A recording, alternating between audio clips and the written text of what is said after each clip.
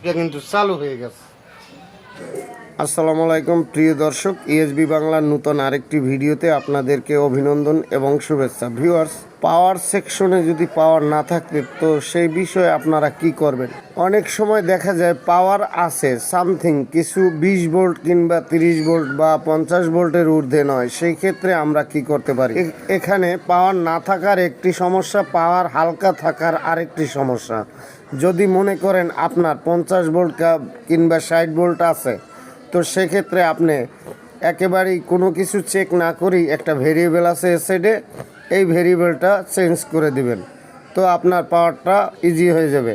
তারপরে যদি কোনো সমস্যা থাকে, এখানে দেখুন একটি জেনারেল ডায়োড আছে, জেনারেল ডায়োডটি আপনি চেঞ্জ করে দেবেন। এই জায়গা থেকে যে জেনারেল ডায়োডটা আছে এইটা, তো তাই আপনার এই টিভিটা ঠিক হয়ে যাবে। তো আমি আগে বিয়ারটা পাল্টাই নেব।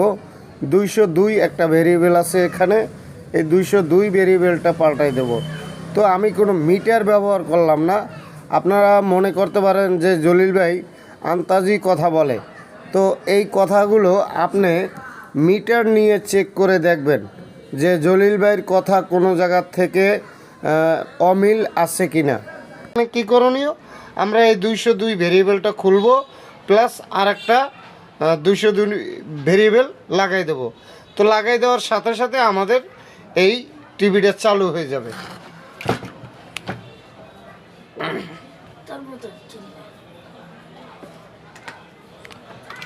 তো আমরা এখান থেকে এই যে ভেরিয়েবলটা খুলে নিচ্ছি।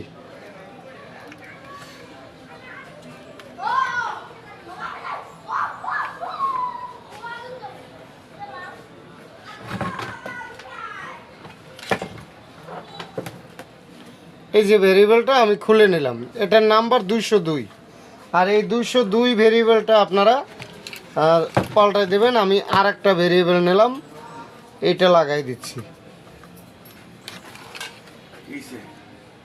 জাস্ট এই যে ভেরিয়েবলটা লাগাই দিলাম।